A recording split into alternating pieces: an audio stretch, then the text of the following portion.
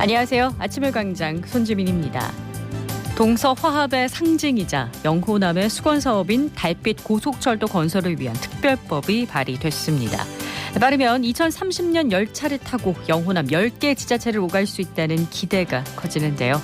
오늘 아침 뉴스에서 자세한 내용 전해드립니다. 고령의 한 사설농장에서 탈출한 사자가 사살된 후 개인이 키우는 위험동물이나 탈출동물 관리의 허술함을 지적하는 목소리가 큰데요. 그 실태와 대책 오늘 인터뷰에서 짚어보겠습니다. 8월 23일 수요일 아침의 광장. 오늘도 시사 비타민 알차게 챙겨드립니다. 먼저 이 시각 교통 상황과 날씨 알아보죠. 박나영 리포터. 네, 먼저 오늘 진행되는 민방위 훈련으로 오후 2시부터 통제되는 구간 알려드립니다. 신평리 내거리와 월드컵로 죽전 내거리 그리고 고성지구대에서 대구역 부편 내거리 이렇게 총 4개 구간에서 차량 통제는 2시 15분까지 훈련은 2시 20분까지 실시됩니다. 유의하시기 바랍니다. 이어서 고속도로 소식입니다.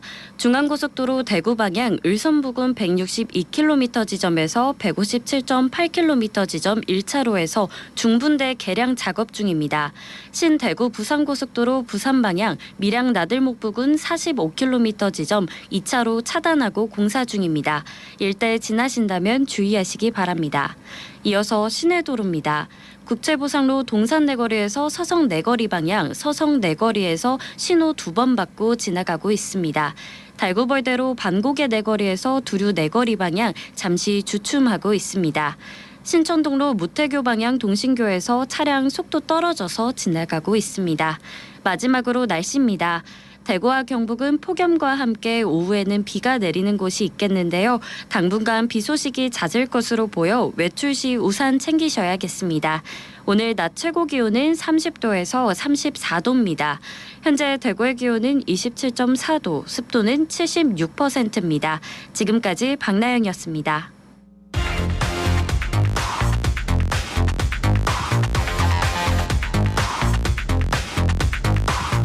빠르고 정확하게, 명쾌하고 날카롭게 대구 경북의 오늘을 보는 KBS 대구 아침의 광장과 함께하고 계십니다.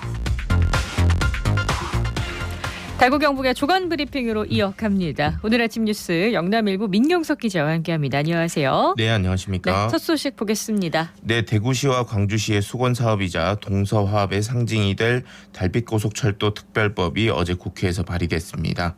국민의힘 윤재욱 원내대표가 대표 발의자로 나서 헌정사상 최다수인 261명의 여야 국회의원의 참여를 이끌어낸 겁니다. 공동발의자는 국민의힘 김기현 대표, 더불어민주당 이재명 대표, 박광원 원내대표 등 여야 지도부를 포함해 국민의힘 109명, 더불어민주당 148명, 정의당 1명, 무소속 3명 등입니다. 달빛고속철도는 서대구역과 광주 송정역을 잇는 총 연장 198.8km의 동서간 고속철도인데요. 대구의 옛 이름인 달구벌과 광주의 순 우리말인 빛고을의 앞글자를 따서 지은 이름입니다. 특별법을 통해 영호남 여객 물류를 늘리고 궁극적으로는 남부경제권 구축을 바탕으로 동서 지역 화합과 상생 발전을 꾀할 수 있다는 게 대구시의 설명입니다. 네, 특별법 안에는 구체적으로 어떤 내용이 담겼나요? 네, 달빛고속철도의 노선은 대구와 경북, 경남, 광주, 전북, 전남 등 6개 광역자치단체와 10개 기초자치단체를 가로지릅니다. 총 사업비는 4조 5,158억이면 2030년 개통을 목표로 추진됩니다. 특별법에는 달빛고속철도 건설에 관한 절차, 국가의 행정적, 재정적 지원, 예비 타당성 조사 면제, 달빛고속철도 건설 추진단 신설 등에 대한 규정이 담겼는데요. 네. 이 중 핵심은 예타 면제와 역사 주변 지역 개발에 대한 조항입니다. 당초 달빛고속철도는 경제성이 낮다는 이유로 예타 조사에 번번이 포함되지 않았습니다. 하지만 대구시와 광주시, 양 지역 정치권은 경제 논리를 넘어 영호남 교류와 협력이라는 대의를 강조하며 특별법 제정을 추진했습니다. 네, 영호남을 잇는 달빛 고속철도의 개통 효과는 어떻게 전망이 되나요? 네, 대구시는 달빛고속철도 건설 사업으로 남북권 경제공동체가 형성되면 약 7조 3천억 원의 생산 유발 효과와 3만 명 이상의 고용 창출 효과가 발생할 것으로 보고 있습니다. 사업이 완료되면 지리산 등 경유 지역에 있는 자연 경관을 활용한 관광자원 개발과 대구 경북 통합신공항과의 연계도 가능할 것으로 보입니다. 이 밖에도 2038년 공동 유치를 추진하고 있는 대구 광주 아시안게임 유치전에도 유리한 기반으로 활용될 전망입니다. 네, 올해 안에 통과가 될지 기대를 해보겠습니다. 다음 소식 보죠. 네, 1981년 조성된 이후 40년이 지나면서 노후화된 대구 두류야구장이 시민광장으로 새롭게 태어납니다. 대구시가 복합문화공간으로 리모델링을 한 겁니다. 이에 따라 지역대표 휴식처인 두류공원의 핵심 시설이 될 것으로 보입니다.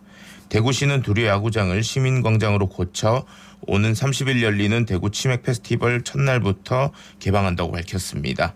두류야구장은 치맥 페스티벌과 관등놀이 축제 등 대규모 행사가 열리던 곳이지만 시설 노후화로 시민들이 불편을 겪는 경우가 많아 평상시에는 이용객이 비교적 적다는 지적이 있었습니다. 네, 어떻게 바뀌었는지 궁금합니다. 네, 야구장 특유의 형태는 그대로 유지하되 중심에는 넓은 잔디 광장을 조성했습니다. 이는 두류공원 메인 광장의 역할과 동시에 시각적 개방감을 극대화했는데요. 이와 함께 지상 3층 규모의 어반 정글 전망대는 1층의 실내 정원, 2, 3층은 전망대로 활용돼 랜드마크 시설로 기대를 모읍니다. 대구시는 2019년 6월부터 최근까지 사업비 166억 원을 들여 두류야구장을 행사 축제에 최적화된 공간으로 리모델링했습니다. 바닥 분수는 대구 경북 최대 규모로 설치했고 칙칙하던 스탠드에는 초화류를 심어 분위기를 바꿨습니다. 또 피크닉존과 헬스존, 실개천 등도 조성했습니다. 네, 뭐 매년 찾긴 하지만 올해 치맥 페스티벌은 꼭 가야 할 이유가 하나 더 생긴 것 같습니다. 다음 소식은요. 네, 지난 3월 치러진 제3회 전국 동시 조합장 선거를 앞두고 허위 사실을 유포한 전직 농협 조합장과 대의원이 재판에 넘겨졌습니다. 대구지검 공공수사부는 어제 명예훼손, 공공단체 등 위탁선거에 관한 법률 위반 등의 혐의로 대구 모 농협 전직 조합장 64살 A씨와 대의원 77살 B씨를 불구속 기소했습니다.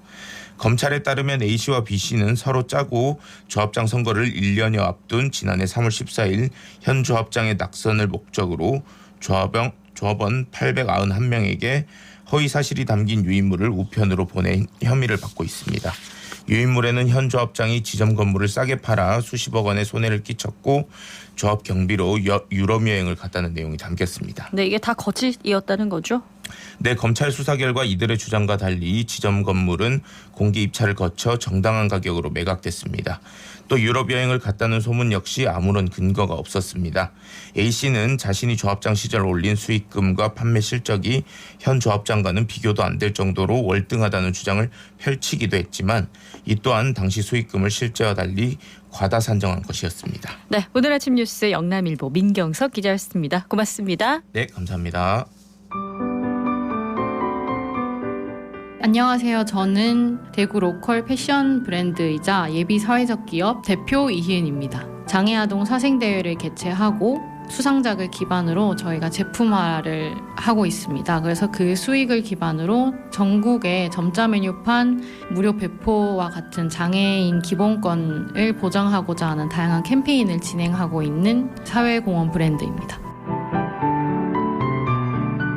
전 사실 중학생 때부터 국사학과를 너무 가고 싶었어요. 국사학과에 가게 되니까 뭐 위안부 할머니라던가 강류부대라던가 되게 다양한 분들이 그 시대를 살아가면서 그분들의 자유를 못 누리시는 그런 것들이 너무 많아서 그런 분들에 대한 이야기를 한번 풀어나가고 싶다 해서 대학생 때부터 그냥 그런 플래시몹을 개최한다거나 다양한 프로젝트들을 진행을 했었어요. 과거에 대한 이야기를 다루면서 이제 현재의 자유와 관련된 어떠한 내가 다룰 수 있는 이야기들이 없을까 하다가 장애인과 장애 아동에 조금 집중을 하게 되었던 것 같습니다.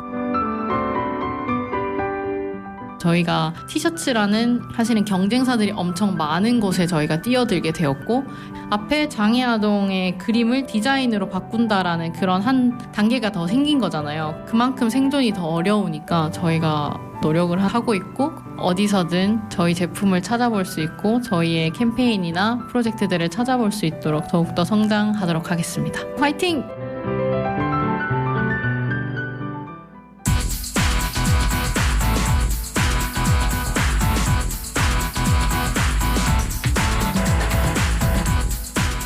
우리 사회 곳곳에서 활동하는 사람들의 다양한 삶의 모습과 그들이 전하고 싶은 이야기를 듣는 인터뷰입니다. 최근 경북 고령군의 한 사설 목장에서 탈출한 사자가 사살된 후에 많은 분들이 안타까워했습니다. 이제 개인이 사자를 키우는 일은 없겠지만 우리 사회에 남은 과제들은 분명히 있는데요. 동물복지문제연구소 어웨어 이영주 대표 연결해서 이야기 들어볼까 합니다. 대표님 안녕하세요. 네, 안녕하세요. 네, 농장을 탈출한 지 1시간여 만에 암사자 사순이가 사살이 됐습니다. 근데 마취총도 있는데 꼭 사살해야 하나라는 비판이 크게 일었었거든요. 전문가가 보시기엔 대응이 적절했다고 보시나요?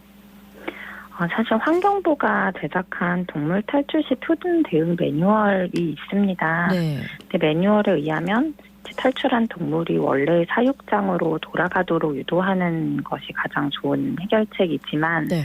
예외적인 상황에서는 위험도나 주변 상황에 따라서 마취나 사살을 결정할 수 있다 이렇게 돼 있거든요. 네. 그러니까 매뉴얼대로 사살하지 않고 안전하게 마취해서 해당 시설로 이제 그 순간에는 돌려보내고 이후에는 좀 더 적절한 환경으로 이송해서 네. 좀 여생을 지내게 했으면 좋았겠다는 생각은 누구나 하실 거예요. 네. 다만 이제 지금 생각을 해봤을 때 그 상황 자체가 이런 조치가 가능했을까 하는 의문이 들기는 하거든요. 네. 물론 공영동물원에서도 동물 포획하다가 죽는 사고가 최근에 발생하기는 했지만 네. 사실 이런 이 시설은 전문 인력을 갖춘 동물원도 아니고 그냥 개인 사육이었잖아요. 네. 그러니까 그 동물의 어떤 행동이나 이제 이런 성향을 잘 아는 전문 인력도 없었고 네. 이제 이랬기 때문에 현장에서 동물의 안전을 보장하면서 구조할 수 있을 상황 자체가 되지 않았을 것 같다라는 생각이 듭니다. 네, 말씀하셨던 것처럼 이제 개인 사육 경우였는데 개인이 야생동물인 사자를 사육하고 있다는 사실에 저 포함해서 많은 분들이 놀라셨을 것 같습니다. 이게 법적으로 가능했던 거였다면서요? 사실 사자를 개인이 사육하는 게 네. 많은 분들 생각하시는 것처럼 법적으로 가능한 것은 아닙니다. 사자는 이제 국제적 멸종위기종 사이텍스 종이라고 하는데요. 네. 이 급에 속한 종이기 때문에 개인이 수입하거나 기르는 것은 야생생물법을 통해서 금지를 하고 있고, 네. 다만 이제 학술 연구용이나 일반 공중 관람용으로는 수입이 가능합니다. 네. 다만 이제 사순이가 반입된 20년 전에는 이런 법이 없었기 때문에 네. 소급 적용을 받지 못한 것으로 보이고요. 다만 그렇다고 해서 괜찮은 것이 아니라 네. 어쨌든 이런 동물이 개인이 사육하고 있는 것은 좀 정부가 알고 조치를 취했어야 되는데 그러지 못한 것은 굉장히 바람직하지 않다고 보고요. 네. 그리고 다만 이제 이런 국제적 멸종 위기종은 이제 사육시설 등록을 하도록 되어 있는데 네. 이 기준이 너무 낮다는 것도 문제거든요. 사순이 같은 경우도 넓이 14제곱미터 시설만 갖추면 등록이 가능했고 그렇기 때문에 지금 살던 환경이 너무 열악하고 안전장치, 탈출 방지 장치 이런 것 제대로 되어 있지 않은 부분들이 분명히 있었거든요. 네. 네. 이 개인이 아무래도 야생동물을 사육하는 데는 관리가 많이 어렵죠. 일단은 관리가 어렵기도 하고 동물복지 측면에서도 바람직하지 않습니다. 그러니까 야생동물은 사람과 어떤 생활 환경을 공유하면서 친하도록 진화하는 동물은 아니잖아요. 네. 예, 그렇고 행동 자체도 꼭 사자 같은 맹수가 아니더라도 어떤 방어 기제에 의해서 순간적으로 사람을 공격할 수도 있고요. 또 가정에서 그런 그 종 습성마다 적정한 사육 환경을 제공하는 것도 굉장히 어렵습니다. 그렇군요. 현재 사자와 같은 야생동물을 개인이 사육하는 사례가 어느 정도 되는지 정확하게 파악은 되고 있나요? 사실 개인이 어떤 동물을 사육하는 실태를 완벽하게 정확히 파악하는 것이 어렵기는 하거든요. 네. 가령 반려동물 같은 경우도 매년 조사를 하지만 이게 표본 조사기 때문에 숫자가 조사마다 차이가 있어요. 그렇죠. 근데 야생동물 같은 경우는 정부가 한 차례 정도 조사를 한 걸로 알고 있는데 역시 표본 조사라는 한계가 있고 또 숫자나 어떤 상황이나 추세 같은 것이 계속 바뀌기 때문에 도대체 어떤 동물이 어디에서 길러지는지는 전수조사가 필요하다고 보고요. 네. 다만 이런 야생동물들이 지금까지는 제대로 된 규정이 없어서 인터넷을 통해서 일상적으로 판매가 되고 있기 때문에 어떤 동물이 거래되고 판매되고 있는지는 쉽게 알 수 있거든요. 네. 그런 포털 사이트에서 운영하는 카페만 가봐도 뭐 이런 하이에나라던가 박쥐, 뭐 라쿤, 미어캣 같은 동물들도 포유류가 아니더라도 네. 파충류나 조류 같은 종은 훨씬 광범위하게 거래가 되고 있는 것을 알 수 있습니다. 네, 그렇습니다. 이런 야생동물을 개인이 사고 팔 수 있다는 게 문제가 좀 많아 보이는데 관련 대책은 나와 있나요? 네, 다행히 작년 12월에 이런 야생동물 관련 법안들이 조금 개정되어서 지금 올해 12월에 시행을 앞두고 있는데요. 네. 이제 개인 사육과 판매 관련해서는 두 가지 대책 정도가 있습니다. 하나는 이 야생생물법에서 동물원이나 수족관이 아닌 시설에서는 야생동물을 전시하지 못하도록 하나 한 게 있고, 네. 그리고 이런 지정관리 야생동물이다 그래서 개인이 수입하거나 판매할 수 있는 종을 정하도록 해놨어요. 네. 근데 이것도 분명히 이제 지속적으로 보완이 필요하고 한계가 있습니다. 첫 번째는 이 동물원이 아닌 시설에서 야생동물을 전시하는 것을 금지는 했는데 이 포유류 외의 분류군, 그러니까 뭐 파충류나 네. 조류나 이제 이런 종은 또 예외를 두었거든요. 근데 안전만 해도 뭐 포유류라서 우위를 가하고 뭐 조류파충류는 무조건 안전한 것도 아니거든요. 네. 네, 뭐 복지 측면에서도 꼭 개인이 길렀을 때 포유류만 어떤 적정한 사육 환경을 제공해야 하는 네. 것이 어려운 것은 아니기 때문에 이런 점도 좀 보완이 필요하고 네. 또 개인이 기를 수 있는 종을 정하는 제도를 도입했다고 말씀을 드렸는데 네. 어떤 종을 정하는지가 관건이거든요. 네. 이것을 너무 넓게 잡아버리면 법을 시행하는 의미가 없기 때문에 얼마나 이제 제도를 도입하는 것과 운영하는 것은 또 다른 문제잖아요. 네, 그렇습니다. 그러니까 얼마나 잘 운영하는지가 관건이라고 보입니다. 네, 실효성 있는 대책들이 꾸준히 좀 계속 나와줘야 될 것 같은데 최근 대구 달성공원에서 침팬지가 탈출을 해서 포획 과정에 사망을 했었거든요. 공공동물원에서 동물이 이렇게 탈출을 하는 게 자주 발생이 되는데 어떤 점들이 좀 개선이 돼야 할까요? 우리나라에서 지금 공영동물원이 한 10여 개 정도 운영되고 있는데요. 이게 시설마다 수준의 편차가 굉장히 큽니다. 네. 가령 최근 그 침팬지 탈출한 대구동물원 경우에도 이 침팬지라는 동물한테 적합한 수준의 환경을 제공하고 있지 않았거든요. 네. 굉장히 이런 환경이라는 것이 낙후되어 있었고 네. 그렇기 때문에 공영동물원 수준을 좀 전반적으로 끌어올리는 게 필요해요.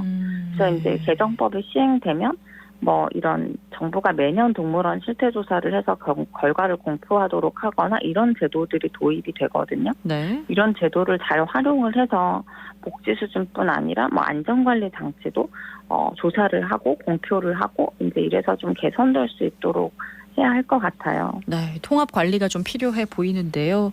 열악한 민간 동물원 환경을 보면서 동물원이 꼭 필요한가 이런 논쟁도 있거든요. 이런 동물원 수를 줄이는 결과가 될 수 있을까요? 동물원 수족관법이 시행이 된다면? 어떻게 운영하느냐에 따라 달려있지만 네. 그렇게 돼야 된다고 생각합니다. 네. 지금 100개 정도 넘게 동물원들이 운영되고 있는데 이 중 공영동물원은 한 10여 개 정도고 대부분은 민간에서 운영하는 동물원이고 네. 대부분은 사실 지금 이런 사고가 발생한 이 농장처럼 사실 굉장히 이 시설 수준이 되게 열악해요. 네. 그러다 보니까 이제 이런 수준 미달 시설들을 없애고자 하는데 사실은 개정의 의의가 있는 것이거든요. 네, 그게 바로 동물을 보호하는 길이 아닐까라는 생각도 드는데요.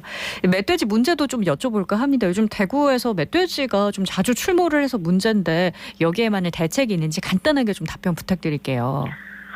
사실 간단한 게 한 가지 대책으로 해결하기 어려운 문제이기 때문에 지금까지 굉장히 멧돼지 포획하고 하고 조절하고 있는데 그럼에도 불구하고 문제들이 계속 발생하는 것이거든요. 네. 그러니까 이게 지속적인 과제이기 때문에 포획에 있어서는 효율성과 인도성을 좀 고민을 동시에 계속해서 하고 네. 좀 원론적으로는 어쨌든 이렇게 서식지를 훼손하고 동물과 사람 사이의 경계가 허물어지는 상황이 네. 발생한 것이 이유고 앞으로도 계속 이렇게 될 것이거든요. 네. 그러니까 이런 거에 대해서 좀 경각심을 가질 필요도 있을 것으로 보입니다. 네, 오늘 여기까지 말씀 듣겠습니다. 동물복지문제연구소 어웨어 이형주 대표였습니다. 고맙습니다. 네, 감사합니다.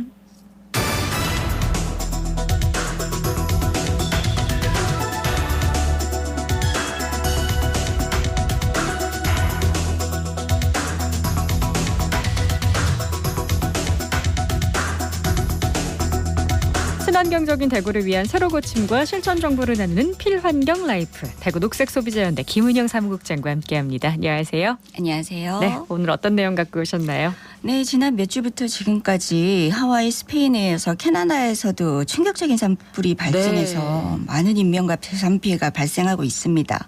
많이 안타깝기도 하고 이 하와이의 라하이나는 80%가 전소되었다는 사실이 충격적이기도 한데요. 기후위기에 대한 체감이 더욱 커지는 요즘입니다. 당장 지금부터라도 우리 생활에서 변화를 만들 수 있는 것이 무엇이 있을까 하다가 오늘은 우리가 생명을 유지하기 위해서 없어서는 안 되는 음식, 즉 먹거리와 기후위기에 대한 이야기를 나눠볼까 합니다. 네, 요즘 채식 비건 시장이 굉장히 커지더라고요. 이게 기후위기랑 연관이 있나요? 네, 맞습니다. 이렇게 매년 심각해지는 기후위기의 원인이 결국 사람의 활동으로 인해서 발생하는 탄소 때문인데요.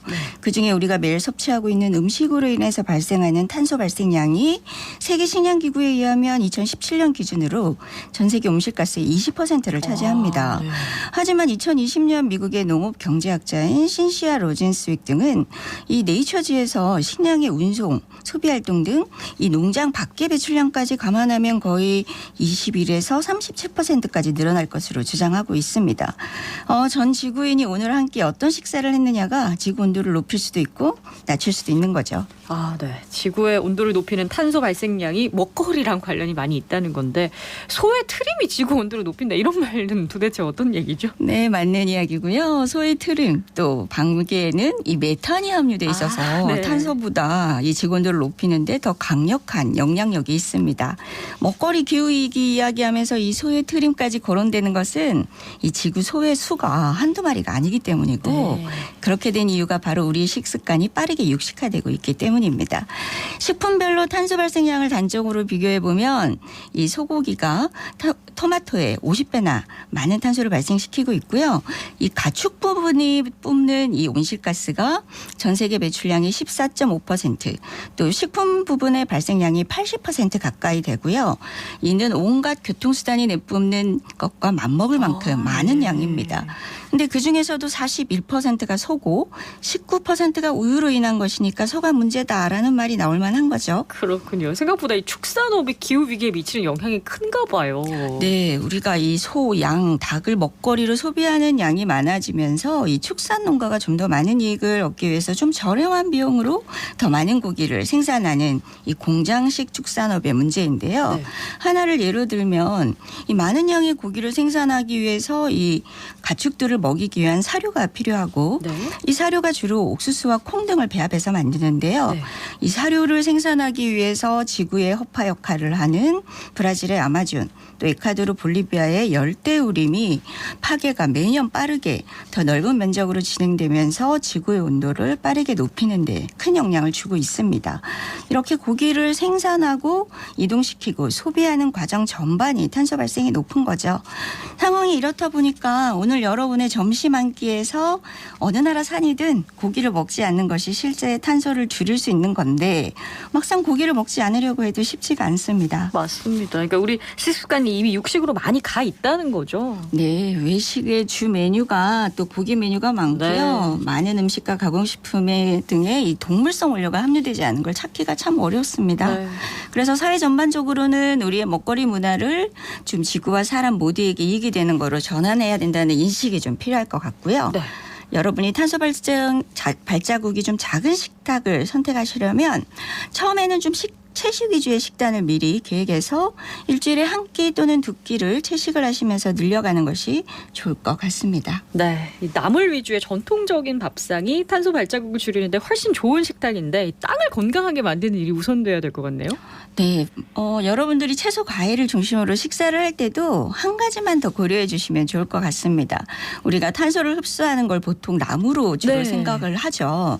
그런데 건강한 토양이 탄소를 훨씬 더 많이 흡수합니다. 근데 이 건강한 토양이라는 거는 쉽게 생각하시면 촉촉하고 또 부드럽고 진한 흑갈색과 같은 땅, 그것이 바로 건강한 땅인데요. 네.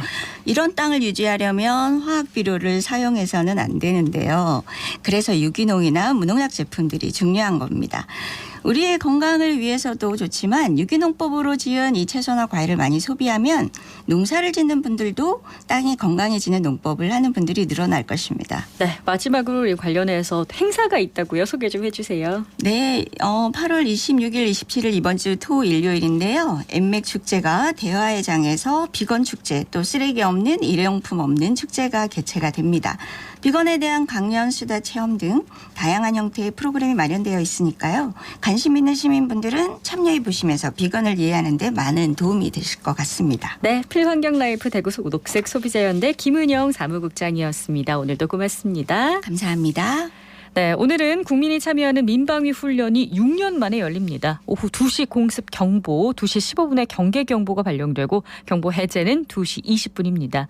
공습 경보가 발령되면 놀라지 마시고 가까운 민방위 대피소나 아파트 지하, 건물 지하, 지하철역 등으로 대피하시면 됩니다. 또 교통 통제 구간을 운행 중인 차량은 우측 갓길에 정차해야 된다는 거 잊지 마세요. 오늘 저희가 준비한 소식은 여기까지입니다. 오늘도 고맙습니다.